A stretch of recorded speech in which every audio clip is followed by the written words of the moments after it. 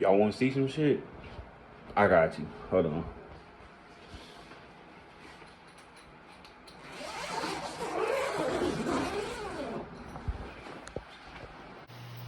Yeah. See that shit right there? Oh shit! What is that? I'm fucked up, man. You're right. Fucking fucked up again, bro. Look at that. Look at that shit, man.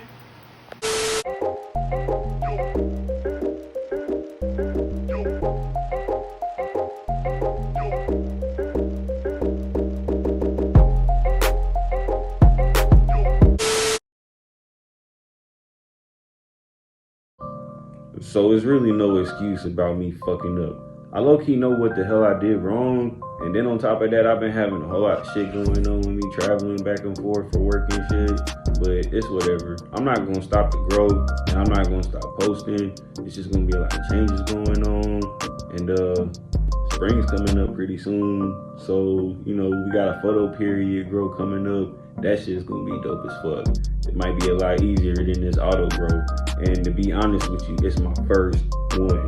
Okay, my first indoor auto grow. So don't judge me and come at me like, he don't know what the fuck he doing. Motherfucker, I do. This ain't my first time growing weed, and every grow ain't gonna be the same. So, you know, we'll just get over it. Also, happy African American Heritage Month.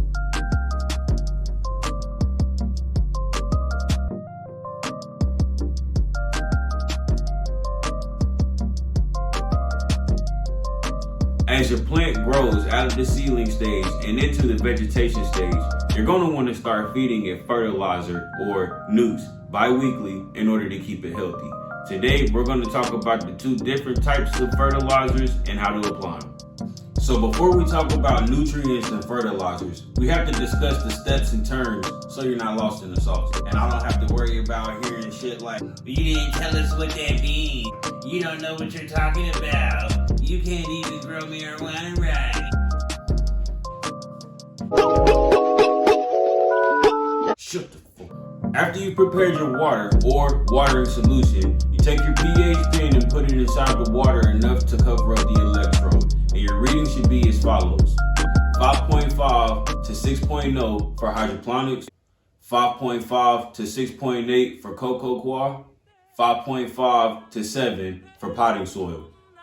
You can use your EC pen the same way as you do your pH pen, but your reading should be as follows: 1.2 to 2.0 for hydroponics, 1.1 to 1.3 for cocoa coir and potting soil. Now you'll want to do this before you water and after you water. So this means that you'll have to water your plants until you see water going into the catch tray at the bottom of the pot. Once you've got enough water in the catch tray, you then pH and EC that water.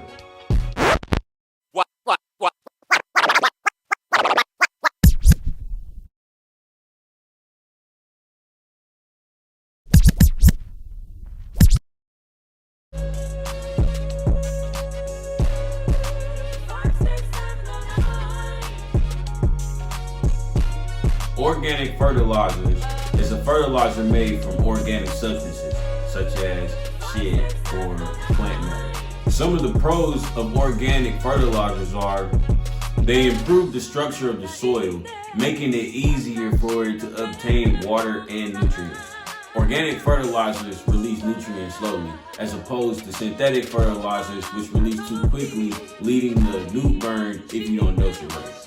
Organic fertilizers are made from biodegradable material, meaning that they won't leave behind any salts or chemicals that could cause damage to your plants. Non-organic fertilizers or synthetic fertilizers are fertilizers made from refined material and chemical fillers. Ammonium phosphate, urea, and ammonium chloride are all types of chemical fertilizers. Although some growers prefer this way, synthetic fertilizers have toxic compounds and acids that could affect growth. Some of the pros of synthetic fertilizers are they're cheap and readily available. Results show as soon as or days after applied because synthetic fertilizers release their chemicals faster than organic. Synthetic fertilizers have labels on the back, which makes it easier to avoid new burn.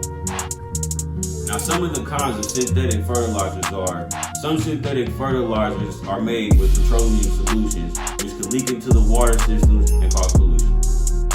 Now, we've always said that synthetic fertilizers release their chemicals faster than organics, but if you don't dose it right, you could cause new burn. Also, toxic buildup over time from using synthetic fertilizers can alter the pH of the medium and the microbial system.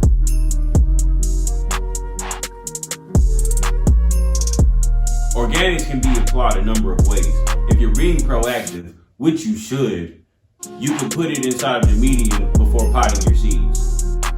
You could also make a bubble tea, which is when you take the nutrients and soak it inside the water for about 6 to 12 hours, and then you water your plants with it. Now for synthetics, in my experience, every time I've used them, they've been a liquid, and they've always came with a dosage label on the back. So whatever the dosage is, use half, wait for results after you feed, and then adjust from there. When feeding with synthetics, you can use syringes to suck up the juice in order to put it inside of the water. It helps mix the stuff up a little bit too, but always remember that you keep your syringes separate. You need one syringe for each nutrient that you have. Always remember that. There's a particular pecking order as far as what you need to put inside of your water first. I usually do my CalMag and my micro first, and then I put the rest of my nutrients, whether it be bloom or grow. Like I said before, take your pH and your EC before you water.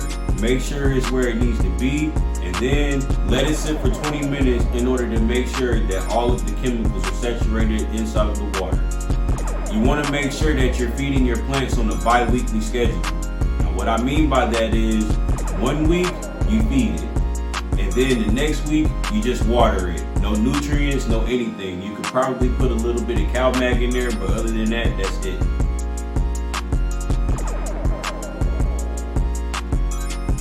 So as you saw, the plants are suffering because I was being neglectful.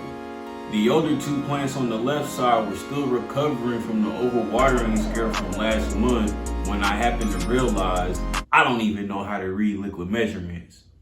Turns out I was using a little bit too much CalMag and causing nutrient lockout.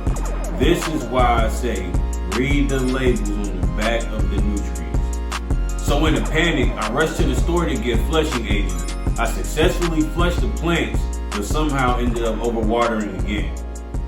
As for the two that I replanted, they were doing good until I gave them their first actual nutrient feed.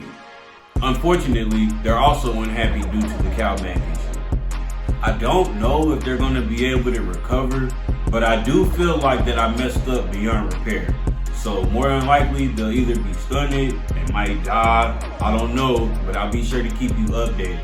In the meantime, I will be prepping for this outdoor grow. Like I said before, spring's coming up. I'll be growing some Reggie seeds, and I'll be growing some super skunk that I got from ilovegrowingmarijuana.com. I also got my auto flower seeds from ilovegrowingmarijuana.com. They're still delivery and they're cheap.